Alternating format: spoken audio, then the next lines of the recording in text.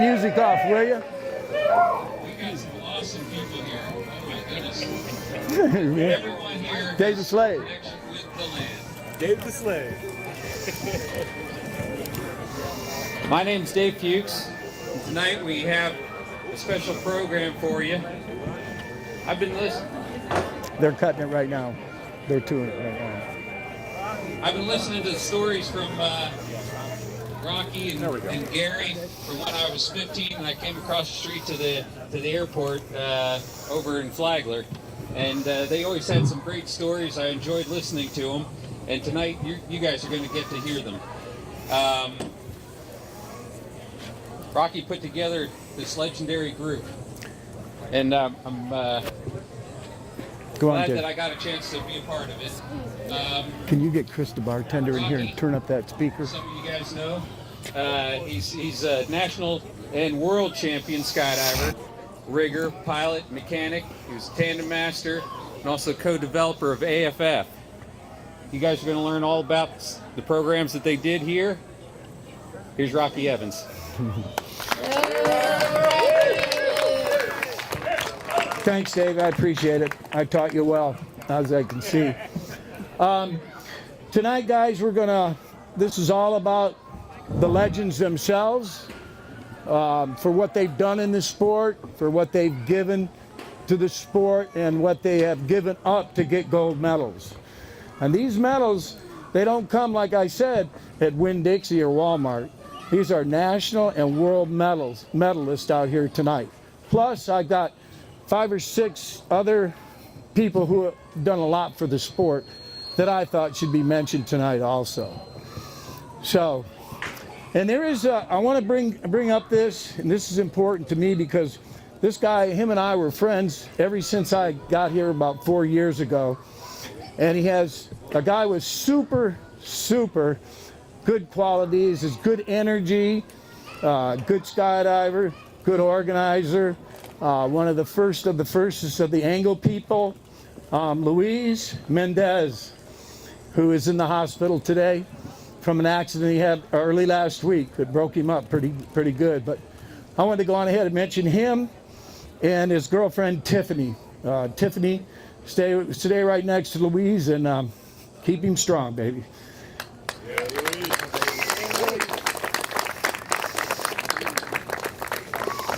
All right, I'd like to take this time to tell you a little bit about the show. Like I said, we got Gary Dupuis here. It's going to be on point. He's going to talk about the old days from 1959 up to the present moment of skydiving at the Deland Airport. When he's done talking and telling his side of the stories here, we're going to open up for all the legends, a question and answer type thing for anybody in the crowd that might have questions concerning any of these legends that we have on call here. All right?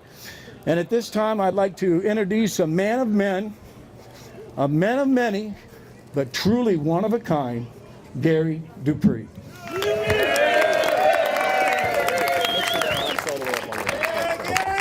Thank you.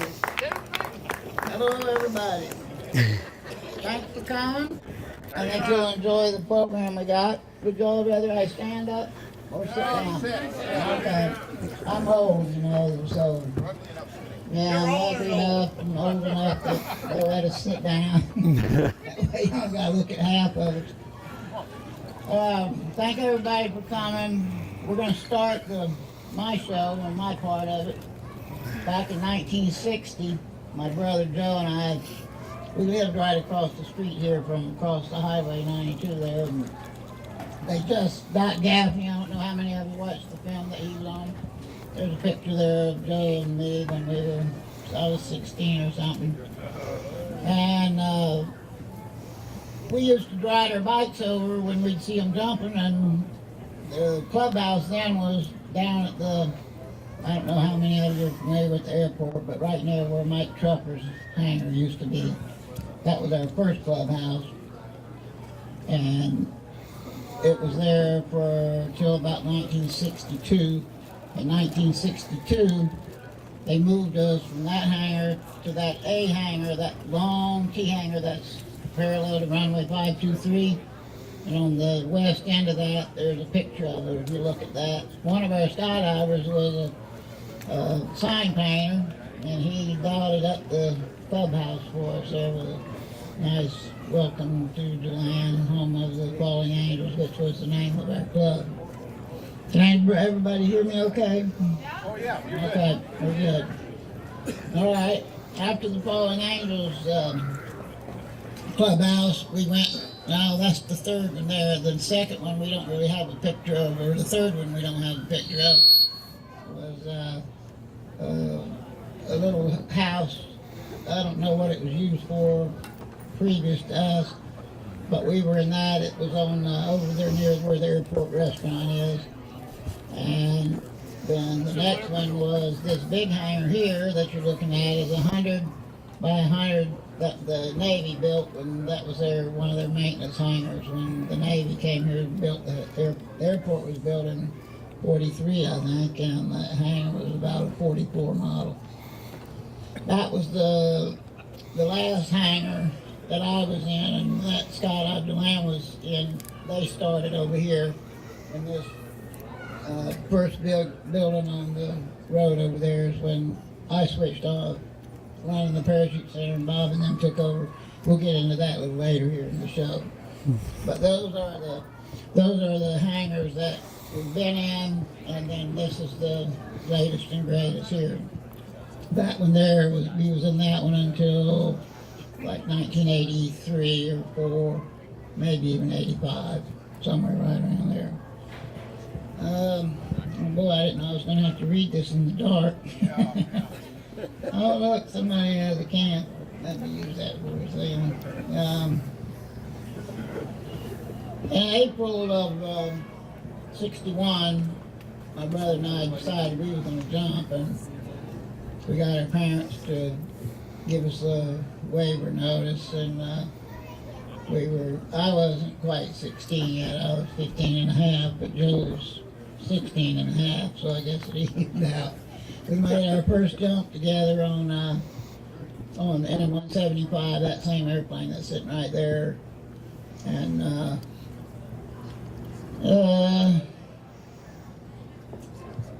that was in April of 61, and you're going to ask, well, what did we do from 61 on up? We did a lot. There was from 62 to like 65. Demo jumps were a real popular thing for restaurant openings, Santa Claus jumps, all that kind of stuff. And back then, nowadays you see there's not as many Santa Claus jumps as there used to be, because everybody can go watch people skydive all over the country and just sit there and watch them jump all day. So the what would you call it? The novelty of it was gone. So poor Santa lost his root. The thrill is gone. Yeah, when you lose your root, your thrill is gone. That's for sure. Okay. But mainly from 61 to 65, that was all we did. All we had was the military gear that we modified. So there was nothing really special you could do. We were doing relative work, baton passes. We did, one of the pictures that was up there was my brother and I. Those are the chutes we started out with in 61, just the Air Force or Navy round 28-foot canopies. And there's the next picture there of the canopies is a Pioneer. It's called a low porosity canopy that the Pioneer Parachute Company made. You could get your own colors and everything made with them. That was the next canopy that was built for sport jump. The first canopy that was built for sport jumping. And then the next one after that, which came out in about 1964 or 5, is there's a picture of me packing it. And there's a picture of the Commander, which was the best parachute I guess they ever made, as far as a whole bunch of steeple use. It still is, and I go jump one of them. I had one canopy, I had 1,000 jumps on just that one canopy and it still looked just like brand new. I still sleep with mine, baby. Well, we'll see if we can hook you up with something a little better here. A little newer model. More holes to crawl in and out of. Tell him, Gary. Okay, buddy. Well, we have obviously the stock market for paracommanders just went up a little bit here. See, everybody's going to want one. If you get a chance to jump it. It's a good ride. Then with the good, we also have some bad. And I was jump mastering a student. He was doing a 5-second delay. We got the picture there from the paper. And poor Harry was having a hard time being stable. And I put him out. He went out of control, went over on his back, and when he pulled the pilot chute, tied him out in the back. Bo? He had a back lock, Rocky and Evan. he pretty quickly Yeah, no, thank you, man. I'm sorry. I just let didn't. go I've of been his mind, which is gone what for he so was long. taught. Man. But I don't know what, You did for what good. reason Sitting he up here waited with so the long to best. pull the You reserve. did We didn't good. have automatic I got a opening on couple the myself, reserve. you know. Yes, sir. And Thank you. Yeah, thank you. finally, I'm I thought watching there'd be one, more and people, the but guy this is got okay. opened something Yeah, it's pretty good. quick. Finally seen a Main flash thing of is white. these people are here getting some history. And Yeah. I just quit, looked back up. I was just so out of breath, and I said, thank God. And then I looked back down, and when I looked back down, I saw a perfect circle of the parachute laying on the ground flat, which meant he hit the ground about the same time the parachute opened, and the parachute just went whoosh and leveled out all around it. He was sitting right under the apex of the parachute.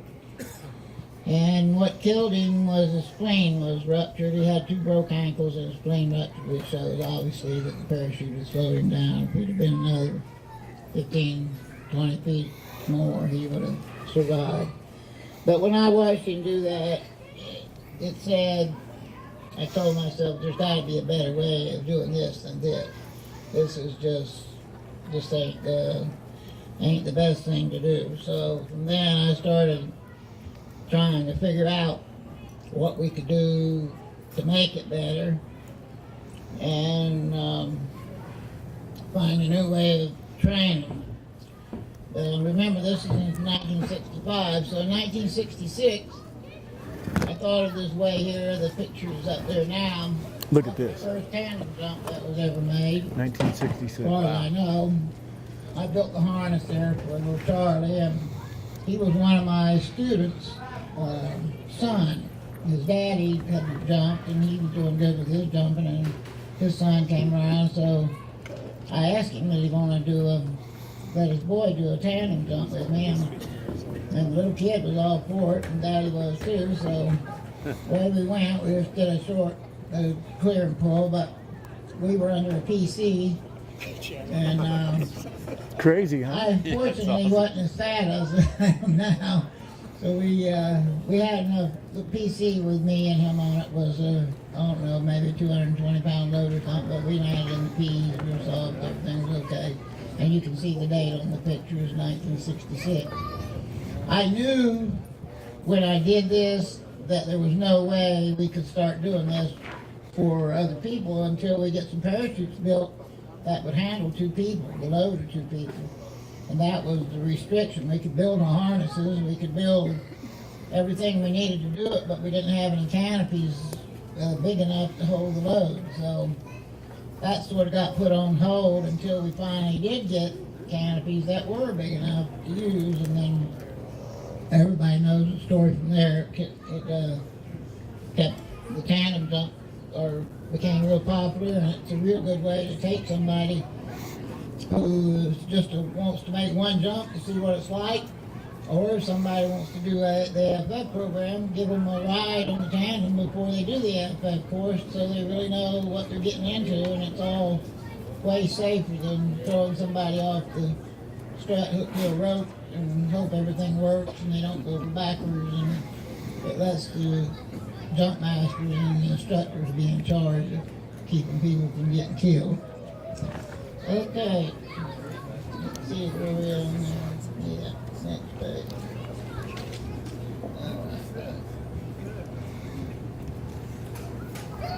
In 1965, also this is when the Parachute Center went from being a club to being a business. The owner of the fixed base operation, whose plane we used for our jumping, he sold his FBO and he kept the jump planes. He didn't want to sell them, and he moved over to the west side of the state. So now we didn't have any airplanes to jump out of, so I bought my first jump plane, was a Cessna 180. I bought it in 1966 and changed the club's name from Falling Angels Inc. to Deland Sport Parachute Center.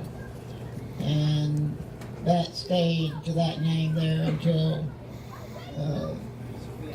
Bob and them took over and changed the name to Skydive Deland. That's a picture of the 180 there where I'm sitting in the door looking like I know where I'm going, and we're spotting for everybody else back there that can't move.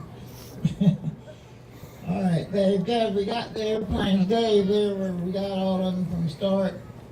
We got a little bit ahead of ourselves here. We got our older first airplanes we started there. There's my first airplane. It was a little Luskin. 50 cents a jump out of that, we're up to $2,000. Yeah, there you go. And then if you wanted a little thrill before you jump, we could give you a ride in my Stearman there and do some tricks for you, and then let me float you out of the airplane upside down. So that was good fun plane to have.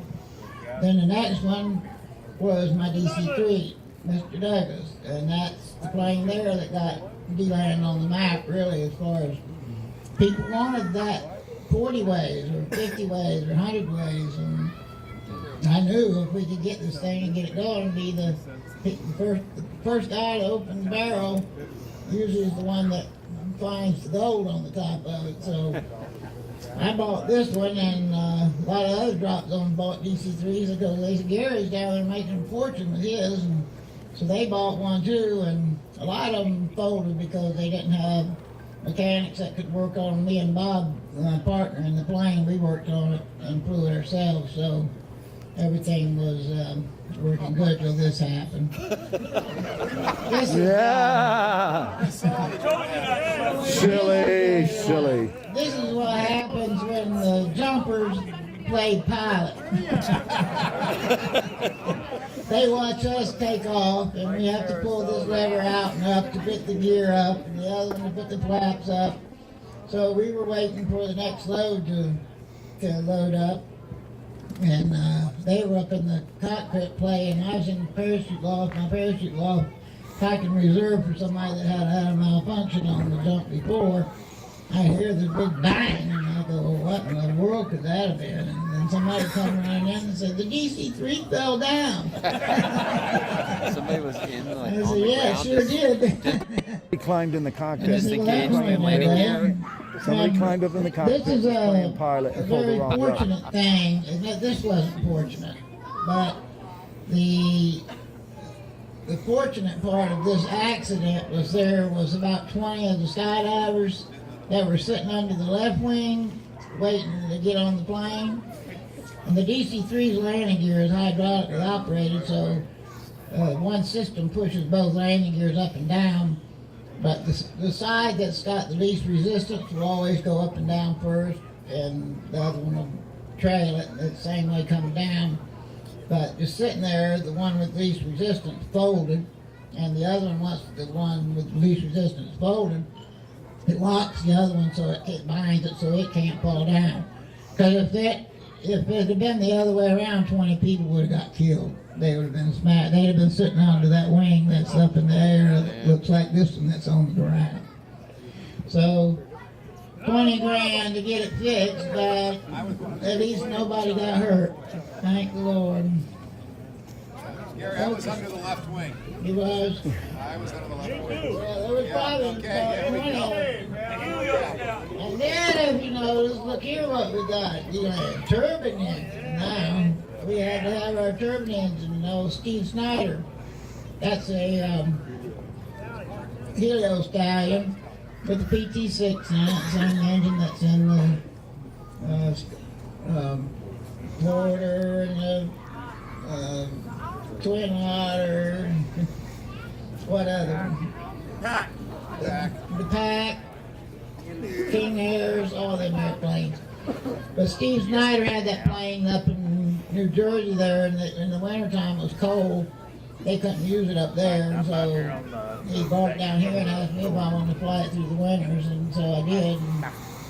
And it's, of all the planes I think I've ever flown, which is quite a few of them, that was the hardest airplane to control. And it was obvious because there's a pretty close-up picture of us in flight. With, it had so much automatic flaps and little winglets and stuff that would pop in and out, spoilers to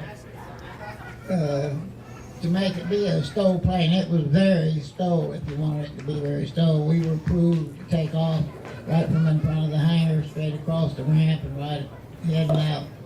And from here to where you guys load over there, we'd already be about 50 feet high.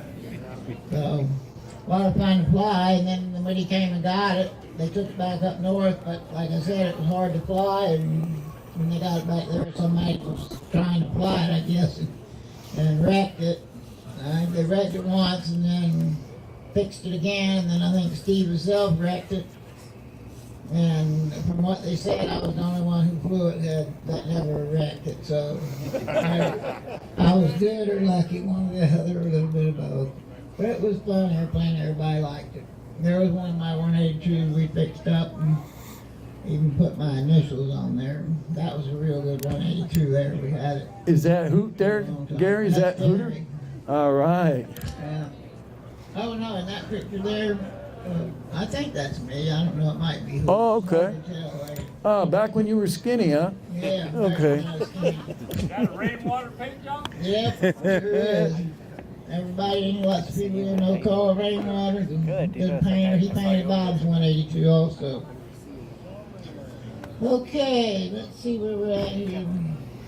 We went to the bigger, better planes. We got all them.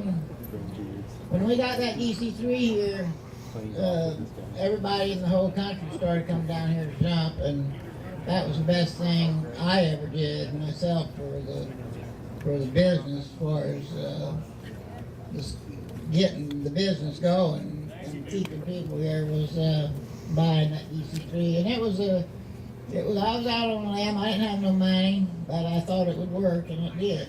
So we got that going, and let's see here. Hold on.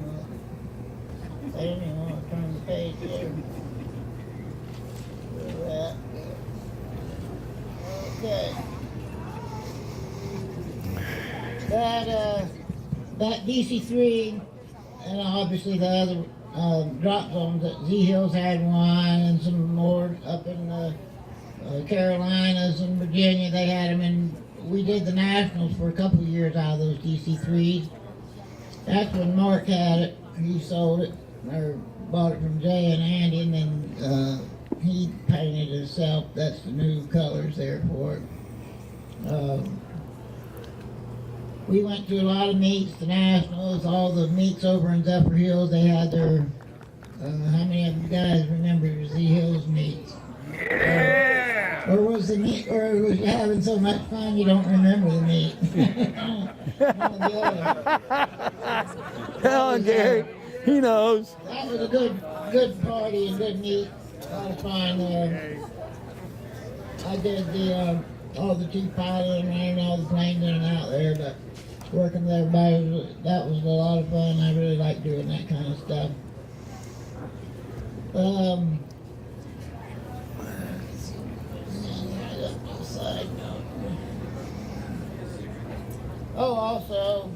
also the in the 70s when those were actually my best years from 70 to 80. we had a lot of the people who were interested in becoming builders or riggers or building systems to jump with, like Bill Booth and Billy Coe. Bill Booth came up here. I don't know, he'll tell us here in a little while what date it was, but he came up, and when he started his business, he said he was coming here to see hills, and he figured this was better, and that's why he came, and he's still here, and he's done real well. Billy Coe did the same thing. When you get the big businesses and the people that are want all the stuff, and you get everything in one place, where's everybody going to go? You want to watch the Daytona 500? You go to Daytona. So, same thing with the skydiving. Is that right? Yeah. Okay. There's Gary driving NASCAR. Yeah. Yeah, there's my early model race car there. I even won the race. I actually paid the flagman off $20 so we could take the picture. Yeah, big spender. Fucking Gary. In the late 70s, I started dreaming up this. I did a lot of flight instruction, He's all right. That's why and he did this now, because he's believe it getting or old. not, And this shit he's the telling me. AFF program, I don't know how Yeah, many good. of you guys Yeah, it was learned to skydive through the AFF program, and I mean, I know a lot of you here are instructors for it, but the 7 levels of the AFF program, I was flying with a student, and I started thinking to myself, you know, this skydiving is just like learning to fly. When you go learn to fly, the first thing, I'm sure a lot of y'all are pilots, the first thing you're taught is straight and level flight. Then you learn to do turns, then you do climb and glides, and then you do slow flight, and then you do out of control. All my students, I taught them spins. That's not required anymore, but my program, it was still included. And if you look at the skydiving, the static line jumps and the 5-second delay and 10-second delay, you're throwing the student out of the plane. You're trying to teach him backwards. You're trying to teach him how to do everything in slow flight, which is the hardest thing to do, is to control yourself when you're going slow. It's the same thing when in the airplane. You don't learn slow flight on your first flight. That's after you learn how to do everything else, then you start learning how to do that. And then after you can do that, you can come down and try and land, because you have to land. Slow flight's part of the landing. So I just came up with the 7 levels we did with the flying program, reversed them, and I said, here you go. Get 2 guys that can skydive real good and get them to hold on to this student. We'll hold him stable. After he's held stable one jump, he'll know what it's like. Then he don't have to go through all that stuff there that I did, and I guess a bunch of you guys all had the static line program too.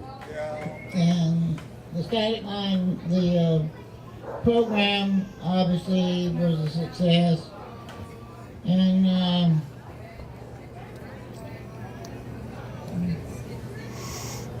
I had in like '79, Kenny Coleman moved down here from Michigan. When he got here, he asked me had I ever thought of doing free fall training with students, and I said, yeah, I already have. We'd already been doing some of it, even though USPA wasn't involved with it. We come out with our problem children on Wednesdays and take them out and do the same thing that you're doing now with them, is getting them to stay stable. And he asked if I was interested in doing a program like that, and I said, yes, very much so. I said, I already have the program worked out. I said, but he wanted to get USPA's approval for the program. I said, I don't really care if we get USPA's approval or not, but I said, if you want it, we can have it, but that's your part. If you want to go to USPA and get USPA's approval, go for it. I just want to run the program like we got it here, and I want to keep the program in Deland. This is my 3-ring. This is my 9-cell canopy, if you want to relate it to business from Bill Booth and Billy Cove. So I knew the AFF program, I could make a lot of money with it and do good for the sport with it. So that was the one I wanted to hang on to. But it got a terrible thing happened and things got moved around a little bit. And hold on here, let me change things. Give us another page now.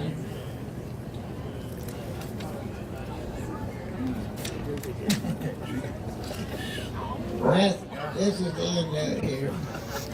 Okay. And at any rate, we did the. I did a lot of jumps, training jumps with. I did all the airplane flying, paid for the airplane.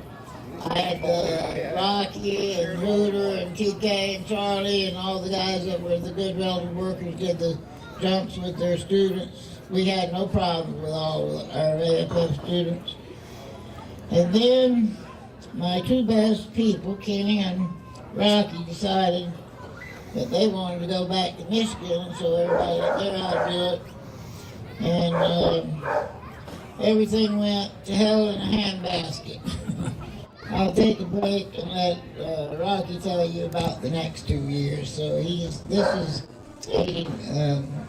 79, he's going to give you 80 and 81, and then I'll come back and give you a little ending of my story.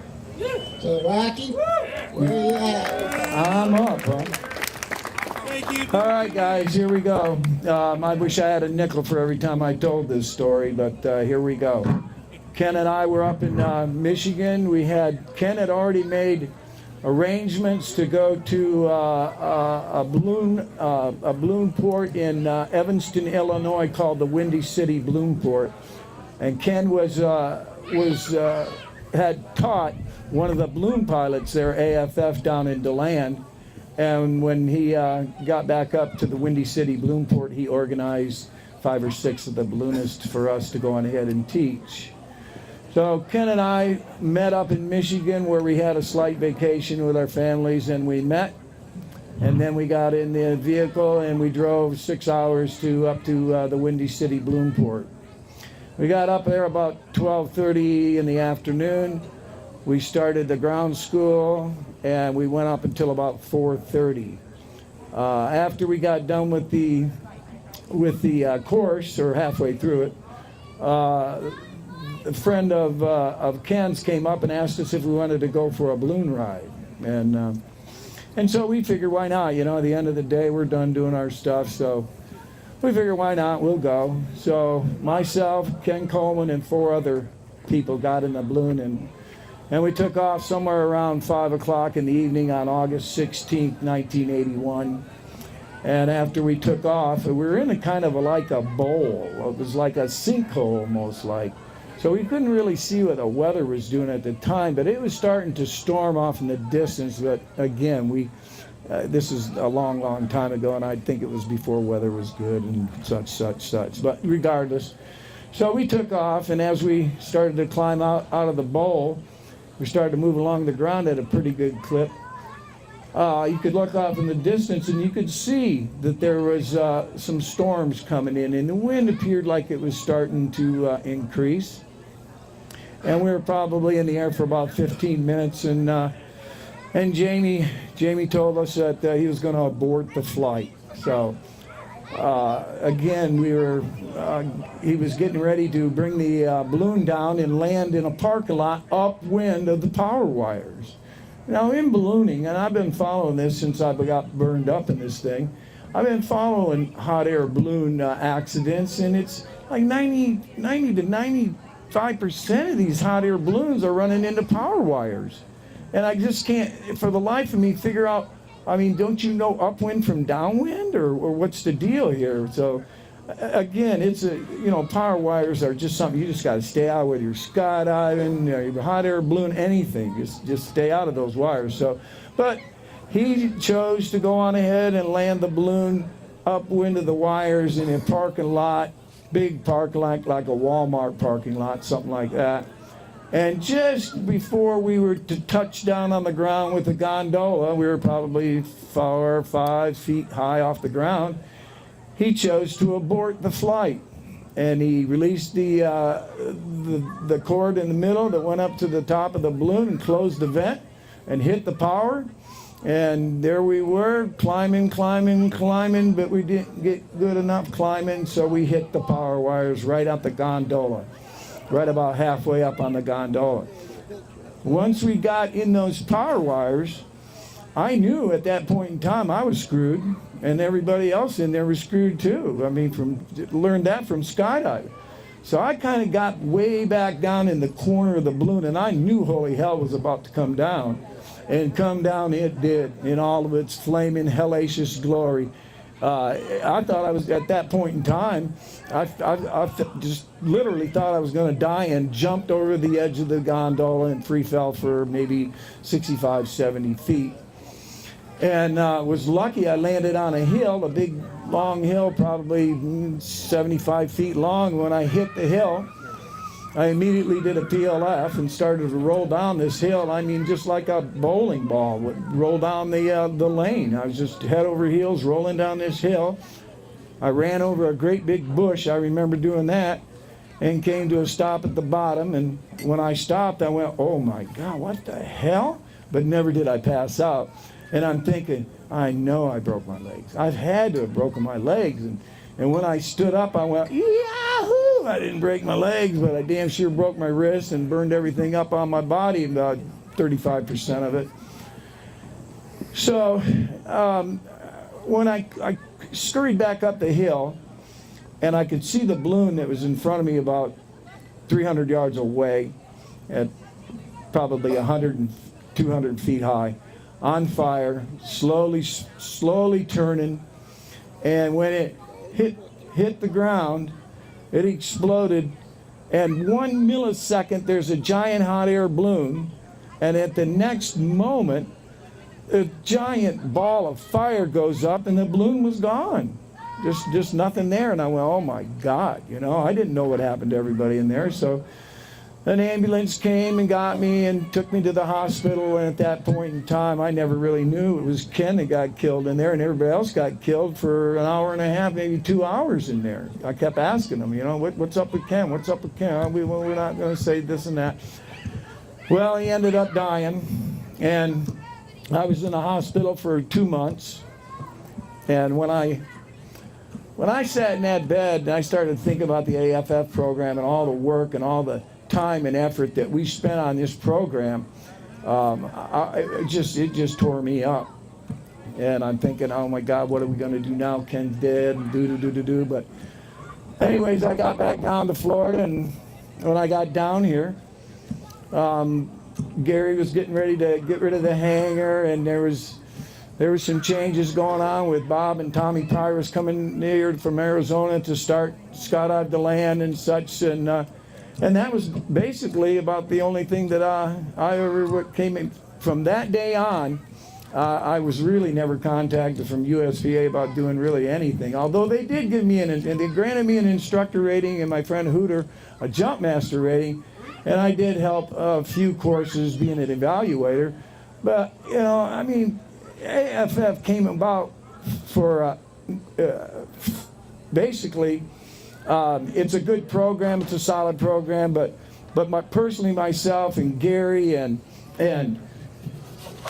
Charlie Kinlan and TK Donnelly and Carl Doherty and Hoot and Ken and Mike Johnston. Michael Johnston was a big innovator in this thing too, getting this off the ground. So, like I said, AFF is a good program, but I lost a really good friend. Teammate, and a lot of effort and stuff that went into the program, but it turned out really well, and I'm glad to see it where it's at today. So there you go, Gary. That's it in a nutshell. Good story, Rocky. Sorry we lost Kenny there, but that's happened. When Rocky came back, first job was I had to be his nurse and nurse him back to health. His ears were all burned off, and everything on him was burned off but his mouth because he kept talking. Telling me how to take care of him, see. But anyway, Rocky mentioned that the hangar was going to get tore down. The city, we ended up, of all the years I've been here, which is about 50, the airport managers have all been real good, but we ended up with this one that was a real, I would have to say, he was a dick. And a big one, too. And for some reason or another, he didn't like me and he didn't like the parachute jumpers here. And my lease on that big hangar right there was coming to an end. The hangar was in excellent condition structurally because it was built with big pine, fatty pine wood. It was a hangar, you couldn't drive a nail in the wood. You had to drill a hole first to put a nail in it. It did need some reskinning and all on the outside just to improve the appearance on it, which I told him I would do. But this guy was bound and determined that that hangar was coming down. Well, when the hangar came down, we wouldn't have any place left where we could skydive. Bob and Tommy Pires were down here then, and I told them they could have the parachute center. There wasn't nothing there to sell, and the city came along. There was another guy who had this pole barn here that Bob and Tommy went into that he offered me his lease on that hangar, but the city wouldn't release it to me unless they made changes to the lease, and if they did that, then it wasn't going to work for me. So I told Bob he could have it. They took over. So from like 1983 or somewhere around there, Bob and Tommy took over the drop zone. I stayed and made my own business, just working on airplanes. Got my job as a FAA maintenance inspector, and my other job doing my regular maintenance on all the customers that I had while I was running my maintenance shop. So I did all maintenance work on the planes from 83 on and till right now, and Bob did the skydiving. So I told him, he asked me when he was going to take over the business, what did you need to be a success? I said, about 3 things. You got to have good airplanes, you got to have good maintenance on the airplanes, which means you have to have good mechanics, and you have to have good pilots, and you have to treat all your customers good. If you do that, you'll be very successful. See? It worked. They did good. I was done, Bob took over, they've done a wonderful job, and they even still like me. So everything turned out good. All right, Gary. All right, give Gary a round of applause, you guys. He deserves it. This cat's been here forever. Thank you, thank you. All right, folks, let's move on to the next part of our show tonight. I hope you guys like Gary and his little show. We're going to start out here with introduction of the legends, and I'd like to come right over here in the corner and give this to Shannon. Shannon, you want to jump up here and tell people a little bit about what you won and how you won it and all that? No. Here you go. Hey, come on, take it off, man. God, it don't hurt him. I barely deserve to be up here, but thank you guys. My name is Shannon Pilcher, and this might be the first time in weeks or months that I have people older than myself in my company. Hey, easy now, easy. What the heck, man? Go up in the front. I'm a 4-way guy. I've been jumping 4-ways my entire career. Won the World Championships in 06 with my teammate Ian here. Also in 04 with Solly, who's sitting right beside him. And that's what I do. That's what I've done. That's what I do. Thank you. Pass it on to the next gentleman. There we go. All right, you guys, here's a guy right here, guy. Right here, this guy. 7 of them. Go on. Yeah, let's go.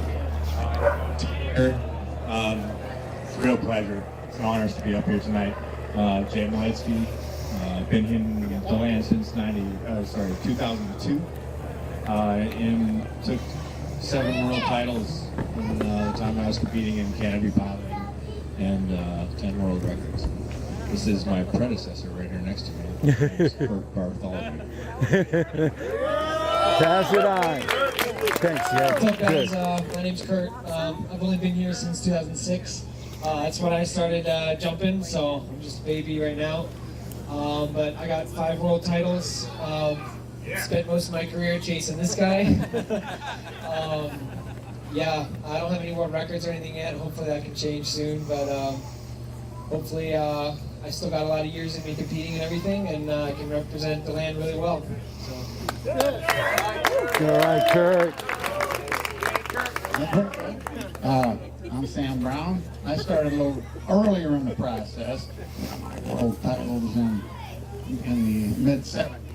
So, and Rocky talked about the work that it takes to get it, and you do your work, you spend a lot of money, you do all that stuff, but every second of it has been a lot of fun, and I wouldn't change anything for the world. Yeah, by the way, guys, Sam Brown was my teammate 1974, 75, and 76 national championships, and 1974 75 world championships. And not only that, him and I were doing AFF up in Michigan in 1980 while Ken Coleman was down here grinding it out down here. So Sam and I made 23 jumps up there, Sam, AFF jumps, by the way, so thanks for your help. All right, Rob Haglon. I came over here with Bob and Tommy from Arizona. I've been skydiving here since 1982. I got my first silver medal in World Championships in '79. I lost my first gold against Spear Revolution in 1981. I took it back in '83 and four-way Nate. Is it okay? On the same meet. And the following year in '84 at the World Cup, I got gold and silver. And that's however, what I did do is continue in coaching. That was my passion. It's always been and still is. So I'm just going to say something about the next step, because I talked about the AFF. The thing that happened here in the land that was really amazing is this became the first international FS training center in the world. And that was because of Tom Pyrus, Irv Callahan, and Doug Westphal. And the work we did with support of Bob Hallett and people who put logistics in here that give us the airplanes that just flooded teams in here after we got our medals through the 80s. Tommy got his gold medal in four-way. At that meet I lost to him and I got a silver. But what had happened was we created an energy here. We created an energy here that was super awesome. And people know what that energy was, because there was mornings here when we had good? Yes. You enjoying it? Good. And the best would be Hey, Johnny. I got to turn into Mike Rabel. and Tommy, Irv, Got it. Let's watch this, John. Come here. myself, we're all coaching 2 or 3 teams at a time and rocking it out for 7 days a week. And this place just took off. And that was one of the things that helped create all of this. The hangars, airplanes, I'm Mike Rabel. the sky band, and everything. I wish Bob was here. I wish Bob was here to maybe say something about that as well. And all the jumpers in here that used to come here every night for sunset runs. Every night, people would race out here because we would do 40-way sequential every night here in the first 2 or 3 points at the end of the team. And those are the glory days of Deland for sure. Before there was an Eloy. Excuse me, Dorothy. I got to pretend I'm somebody else. That's all right. You are. That's what I wanted to say to everybody, was that step that launches into where we are today. Thank you. Great.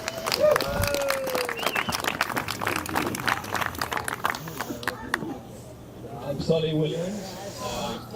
You can hear from my accent, I'm not from around here, but I am one of those people that am from another part of the world to come and train alongside the best teams in the world, and we're here in Deland. And then later on, I arrived here very proud of wearing this, and it's a South African tracksuit, and years later, thanks to Bob Hallett, and again, in his absence, I really want to offer him gratitude for what he did. He took us under his wing as a South African team and helped us medal at a World Championship. And then years later, we went on to win a World Championship, that time representing the USA. So, but I reach out to Bob. I heard tonight that planes are a very important part of a successful drop zone. And in my circumstance, when we won a World Championship out of a tailgate, it is thanks to jumping out of the sky van here that gave us that opportunity. So yeah, it's been fantastic just being here tonight, listening to this, and what an honor to be standing there amongst all these people.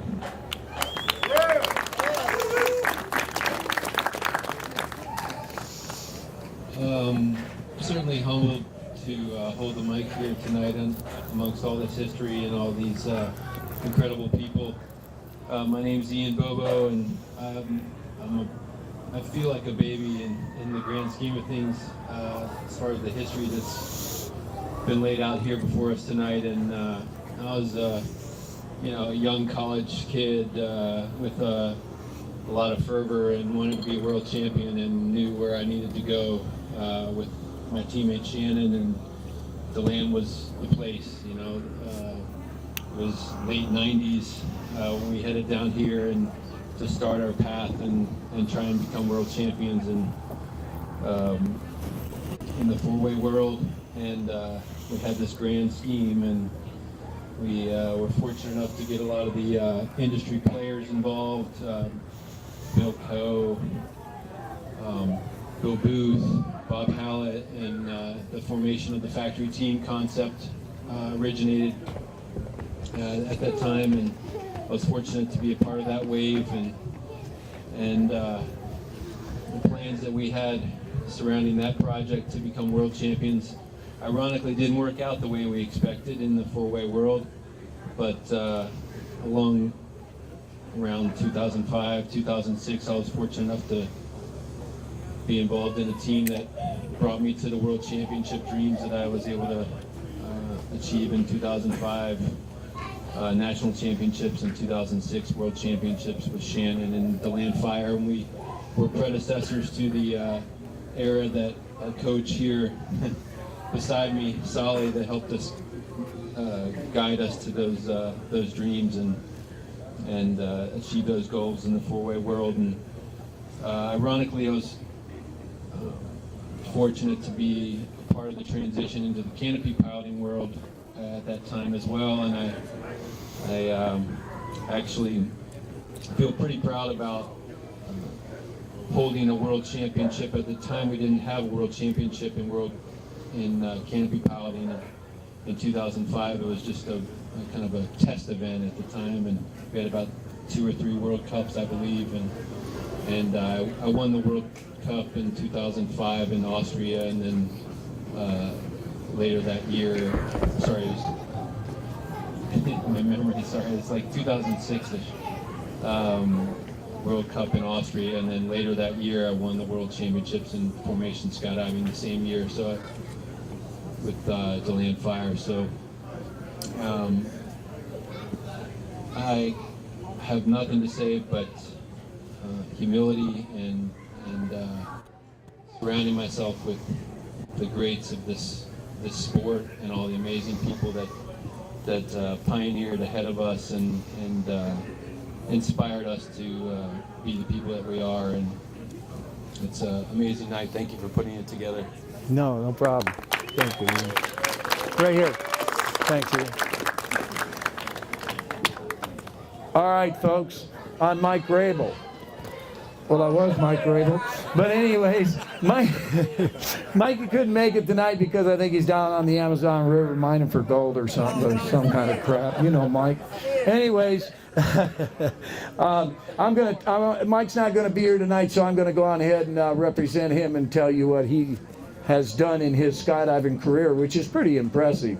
1980, four-way gold in the Nationals. 1982, eight-way gold in the World Meet in Graz, Austria. 1985, four-way gold, Nationals.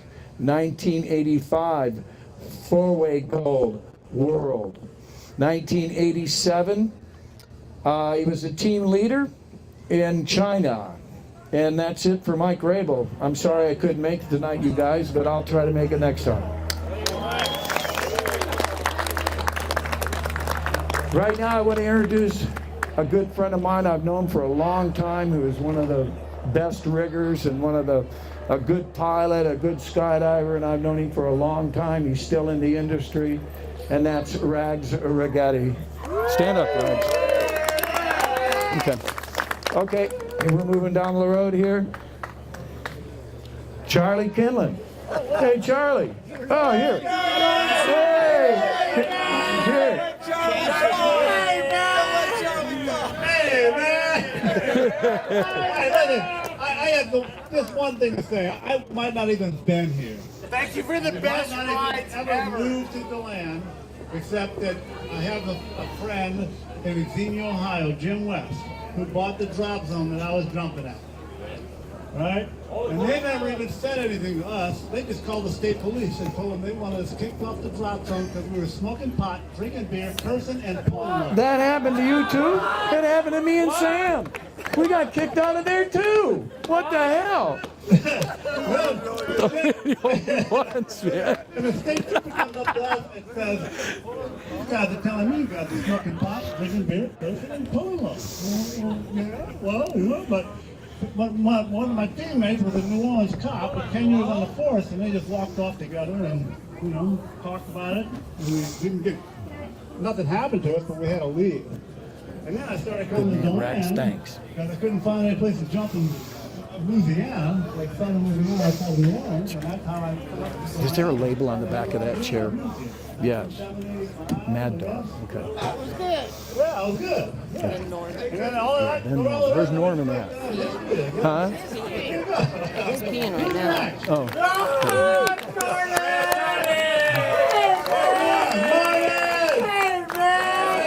Hey, listen. Charlie Kinlan's got more airplane crashes than J. Mo's got gold medals, man. What the hell, Chuck? I'm sure glad to have you there flying, buddy. When I'm up there riding in that airplane, I'm sure glad Charlie's flying. Here comes Norman now. Come on, Norm. Norman Kent. Thank you, Ray. There you go, Norman.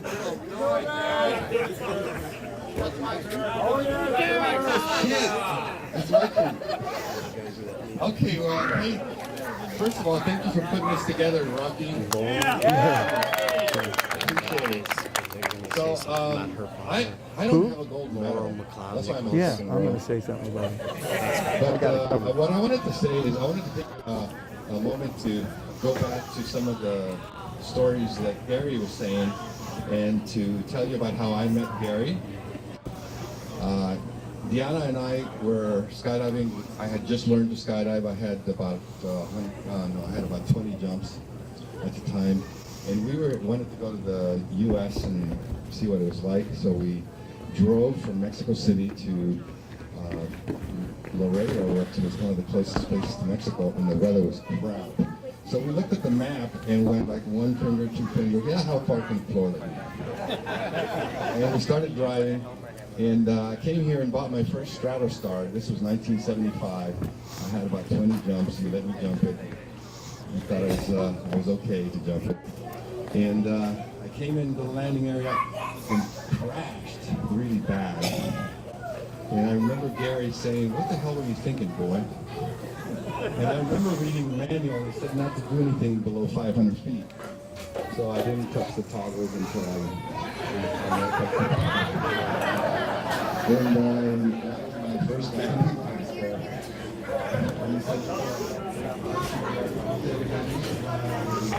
I had all them chairs all lined up in order so I could run this thing right. And now all these goddamn dumbass skydivers get here and move all these chairs around. I don't know, who's supposed to be what. The funny thing is that everything you say, I have. So I got you hooking up and trying to hook up and get a chick back to you. As soon as I get done with this, we'll have a beer,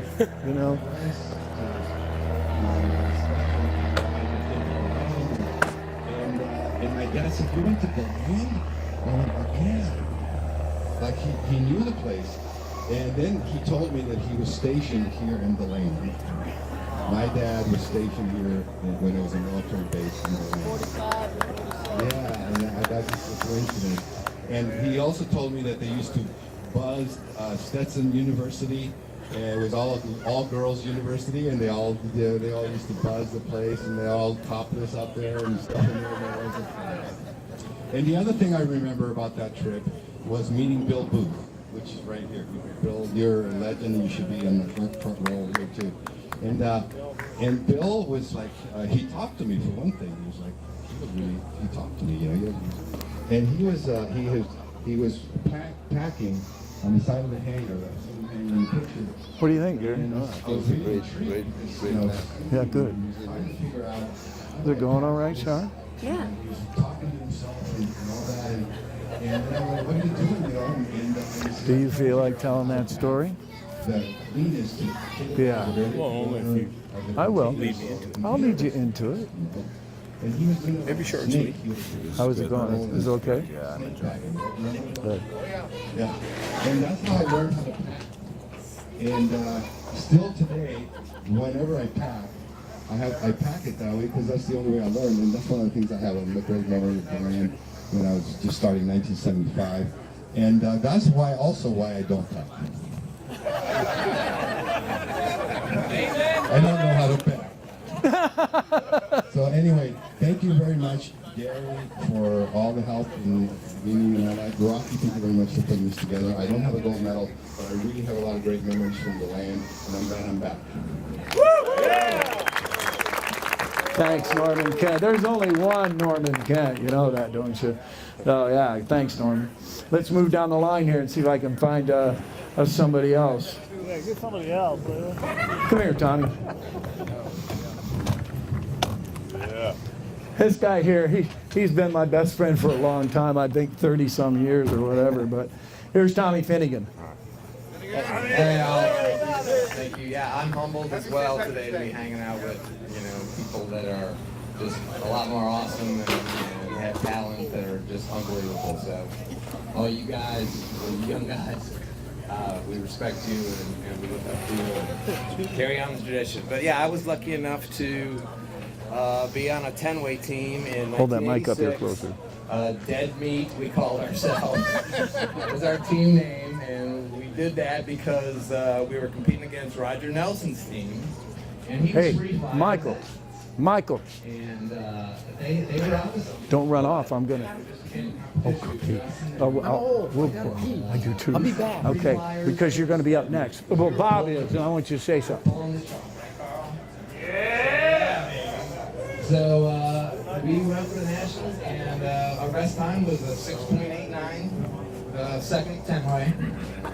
And we averaged, I think, 7.2 that year in 10 rounds, and we happened to pull off a medal, so it was great. And I'm glad I was blessed to be on that team. So there you go. Thanks. Good job.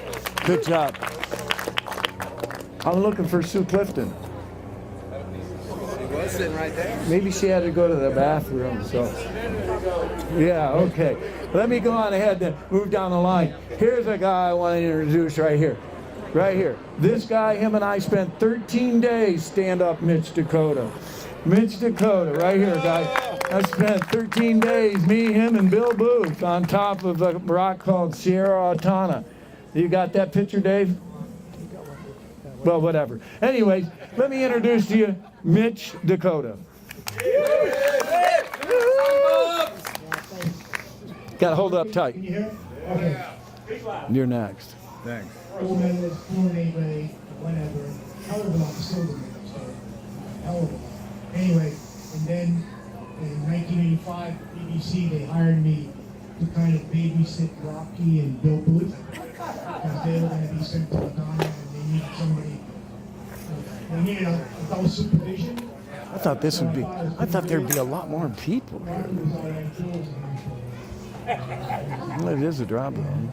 A lot of you guys have known for a long time. Most of my jumping was done around Vail and over on the other side. And I have to admit, it's so neat to see all you people again. Not only the legends, but the people who kind of made them legends.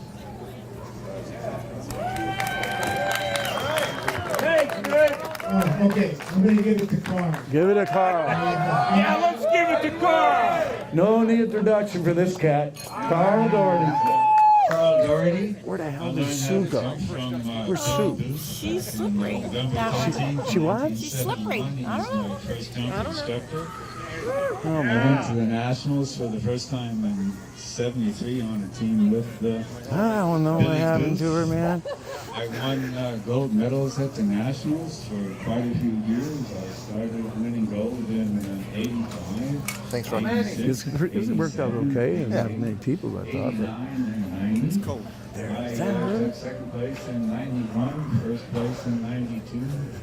Dislocated my shoulder in '93, went from first to almost last, real fast.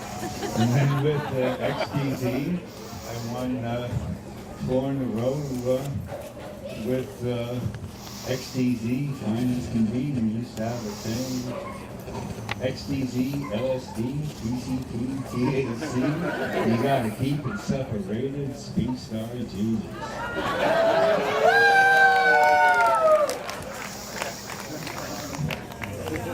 I've also won a few gold medals in other events. However, World Records was my next event. I did the first 100, 200, 300, 400 way. Mike Johnson, sitting here just a little while ago, was on all of those with me. Besides the 100, 200, 300, and 400, I was on the night 20 way, 24 way, 29 way NPAR record. I wasn't on the 40 way, it was close, for the 50, 60, 72, 90, 100, 120, 144, 200. 246, 282, 300, 357, and 400 way. And Mike Johnson here was one of the people here that was on the first 100, 200, 300, and 400. So let me pass it on to Mike. No, I got it, Mike. Oh, you got it, Mike? Okay, guys, we're going down the line. I want to cover a chair here that's empty, and he needs to be addressed, and that's Bob Hallett. And Bob Hallett. Free drinks.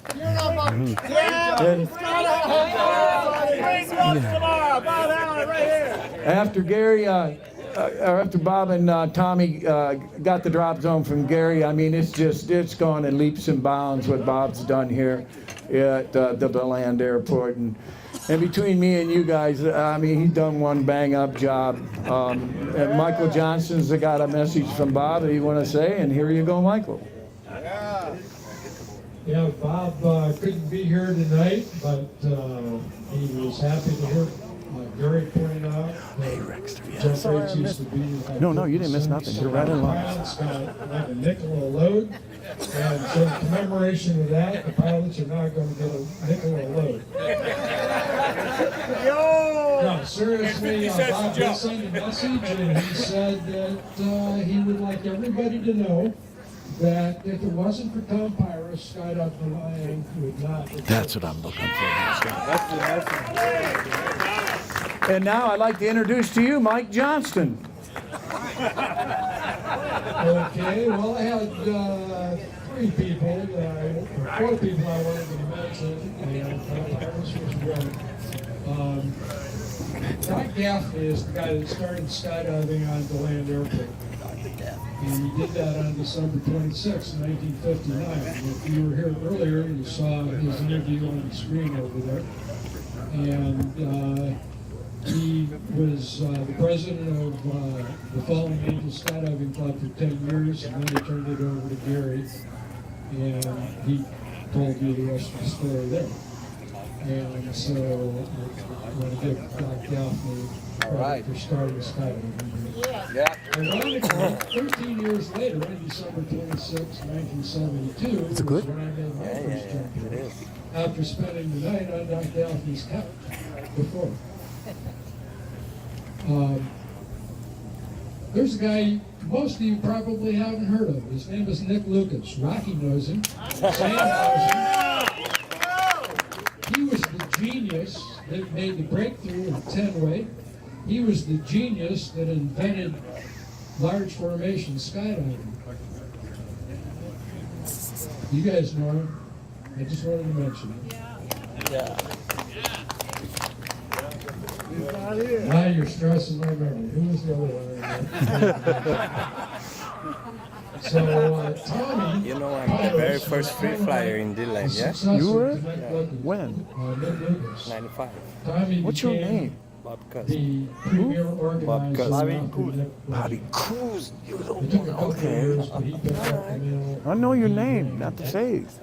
And they wound up here in Deland, and they came here with the idea that they wanted to establish a training center. It was a kind of a unique idea at the time, something more than kicking people out on the It's only free flying, you know? It's like back in the days, I was the only one free flying here. And now the teams was here because there was no tunnels. It's all There going. was no tunnels. So summertime, every team from the world was That here. was the foundation of Skydive Deland. And I was the only one with no suit in the plane. For me, I joined my buddy Carl here. Actually, with Nick, we cut some ground in national competition. We were deprived of our medals. We came back. I came back a few years later with Carl, got my 6-pack of gold medals. I was happy with that. Yeah, 6 in a row. 85, 86, And 87, 88. Carl told you the rest of the story there. Thanks, Michael. Right on. Thank you. And by the way, this guy has done so much for the AFF program that's out and about today. I mean, I just can't give him any more credit, but he's done a real good job, and thanks a lot, Michael. Okay, moving on. Here's a guy. This guy here, man, I'll tell you what. He is very, very humble, and it's hard to get him to come up here and talk, but he's decided that he would do that for me. And I've watched Rickster for years. King of Swoop.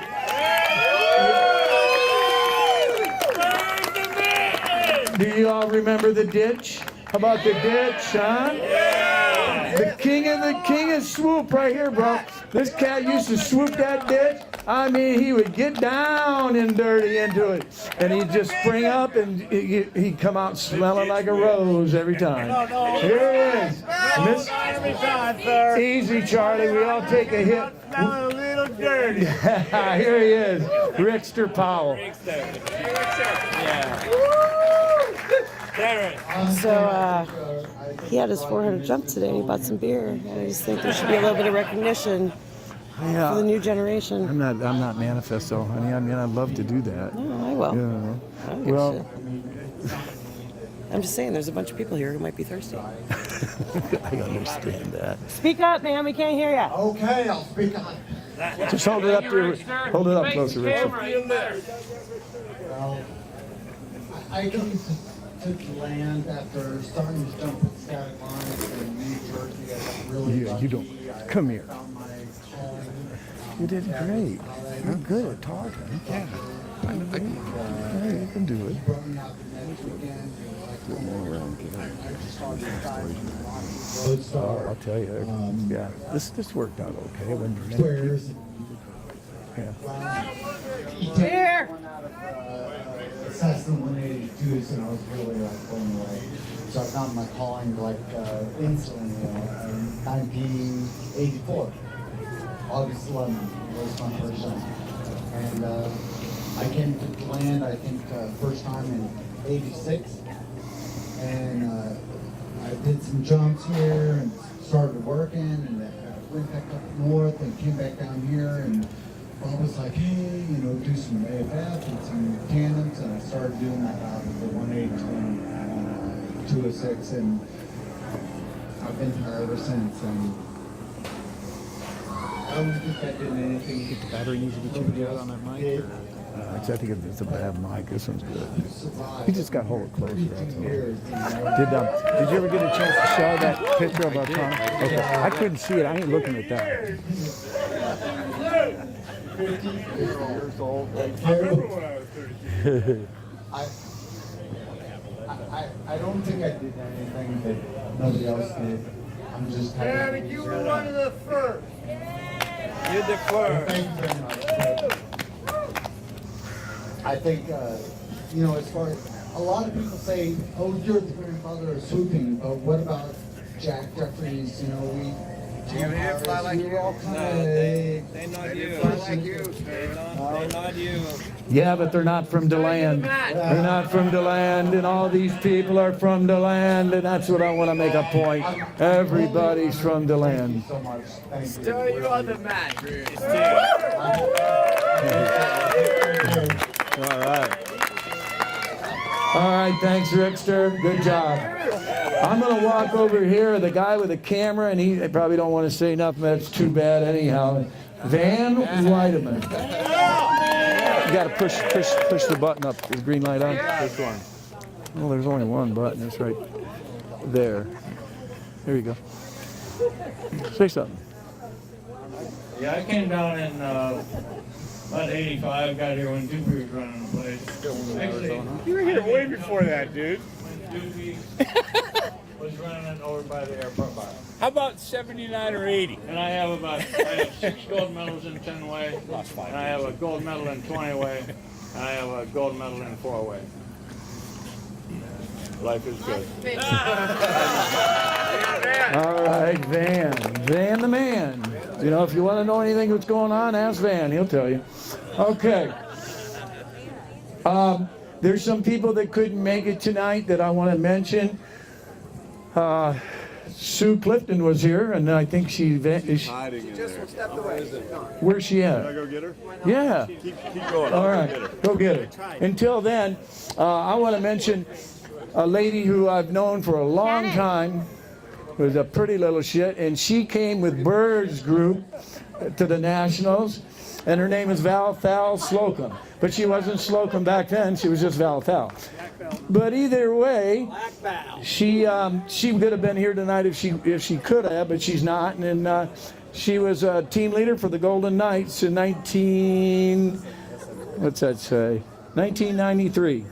Okay, so she couldn't make it, but she's a heck of a good girl and one hell of a pilot. She's flying for, what is it, FedEx now? FedEx, and she's been flying with her husband, Jim Slocum, for years, about to retire. The next person I'd like to mention is Karen Richardson.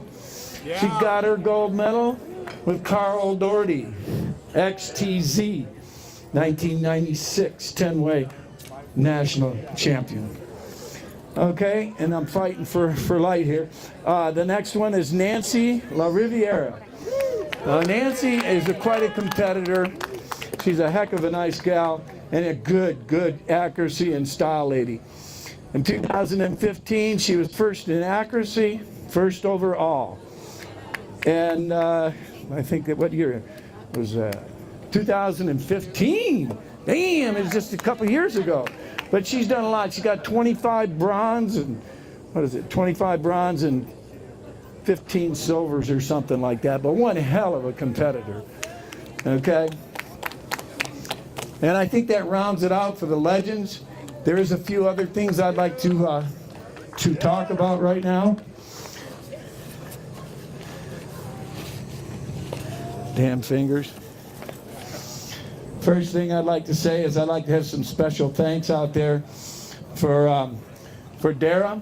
Dara, she's done a lot of work for us out here, helping put the chairs up and such. Dara, the good lady. Chris Pearson for setting up the speakers and doing his stuff. I appreciate that, Chris. And then I'm going to go on ahead and give some honorable mention out here to some folks that are just past and gone that should be remembered. First guy I'll talk about, still alive, and obviously speaking, Mike Johnson touched on that, is Doc Gaffney. You know, he deserves it all because he started the place. Scotty Carbone, who's not here. Okay, and you know Scotty. There's never going to be another one of him. I'll tell you that. I don't think the world's ready for it neither. So, regardless of that, we move on.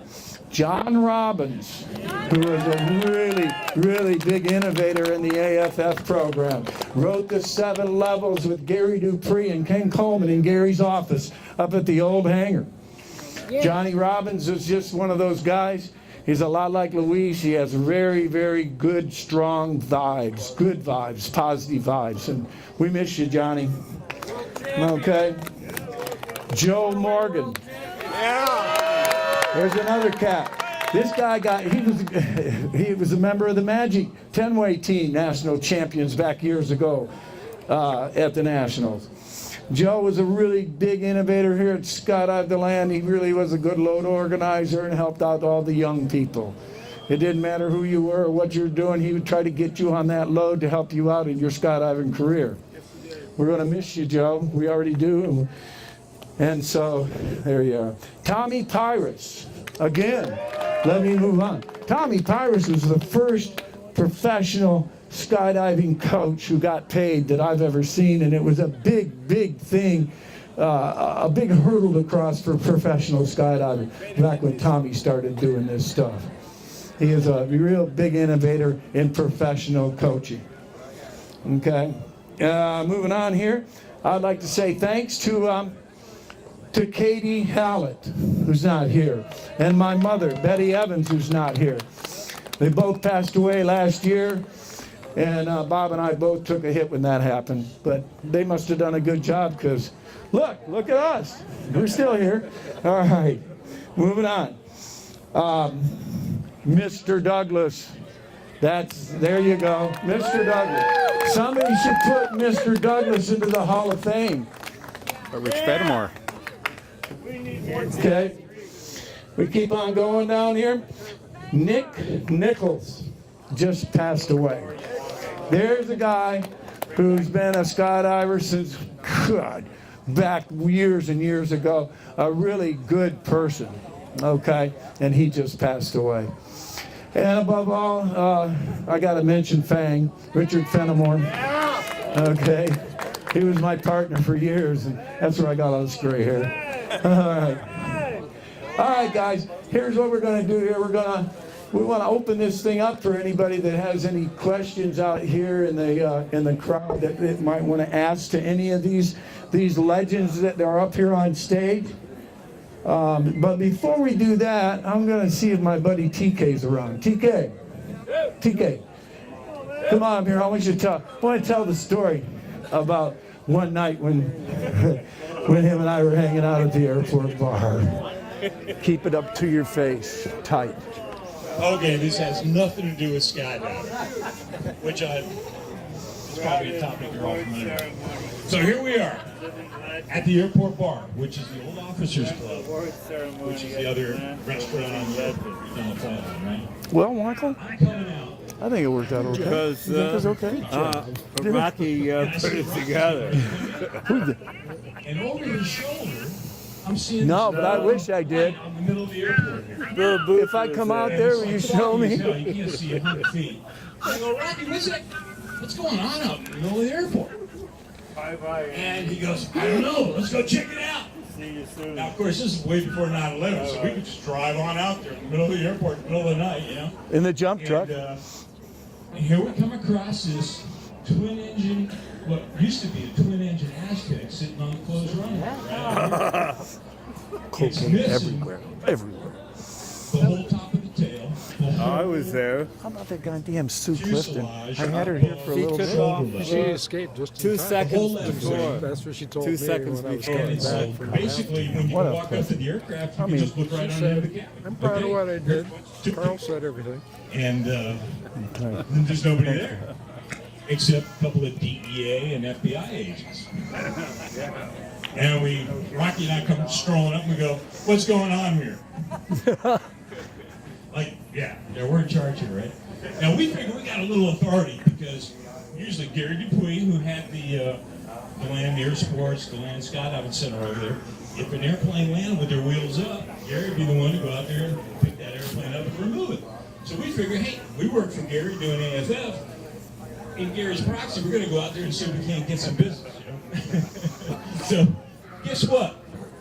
What happened to this airplane? Well, it turns out there's a DEA airplane, a Mohawk, trailing this drug airplane from South Florida. And this guy's flying in like zero visibility conditions and decides to land here in Deland. And so he lands on the closed runway. And of course, the Mohawk has got all the high-tech stuff going on. It's got floor up front, radar, you name it. He's trailing this airplane by only probably about a half a mile.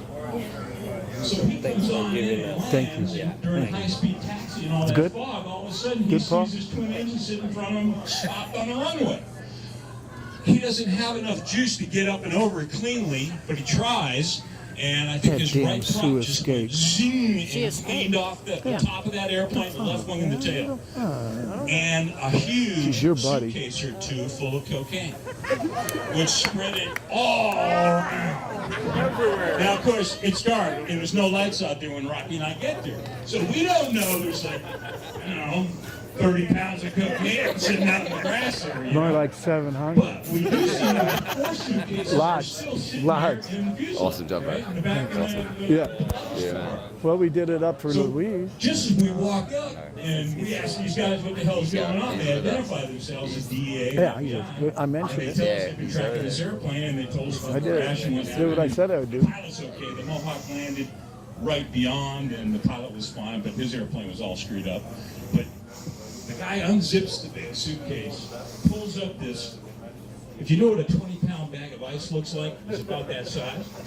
He cuts the top of it open a little bit, sticks his finger in, tastes it. Yeah, we got him. And then he lets go of that bag. It was a big poof of white dust, Well, immediately everybody looks at Rocky and I, because we're the only ones who aren't wearing DEA, all over the back, all over the front. We don't have the DEA hat on, and we don't have any badges, right? And we tell them what we're doing. We're out here, hey, we remove aircraft that aren't supposed to be here in the middle of the runway, being a danger to everybody else, And they said, well, we'll call you tomorrow, sir. Would you please leave the area, Well, what we didn't know is that the feds came out with a bunch of dogs and started tracking the pilots because these guys landed on the closed runway and then took off. So it turns out that they had to retire a couple of police dogs that night because they got into all that white stuff that was spread out on the ground. And a few days later, we found out through the newspaper and stuff, it was like $2 or $3 million worth of toot in there, and they found a wallet identifying the pilot of the aircraft, and it turns out he lived right up here on Marsh Road. So that was our little escapade that evening. Thank you very much, Rocco. All right, TK, thanks, buddy. I appreciate it. Hey, just a quick sidebar. Mike Johnson was talking about Nick Lucas, and he was on the team Exodus, okay? And when he was talking about Nick Lucas, the last time I saw Nick alive was at the 78 Nationals in Richmond. And it was the last round of four-way. And we recognized that a lot of the four-way teams in our aircraft in this DC-3 were not competitive. We're not going to be up on the podium, right? So Nick Lucas says, hey, how many four-way teams aren't in contention? Who wants to make a bigger skydive? All of a sudden, there's a lot of talking going on. And all of a sudden, we've got 16 guys. We've got four-way teams. Nick goes, okay, captains, come over here. So he sits down with the captains, and he's going, all right, this is what we're going to do. He engineered the whole skydive. We went up and did, I don't know, probably 8 or 9 points on a 16-way, like a mystery type of dive. You didn't know what was going on, no chance to dirt dive, and he just told the captains what was going to go down. Captains went back to their four-way team, told them what they were going to do, and we had an awesome 16-way. That was Nick Lucas. One awesome skydiver. Thanks, Ron. Thanks a lot, TK.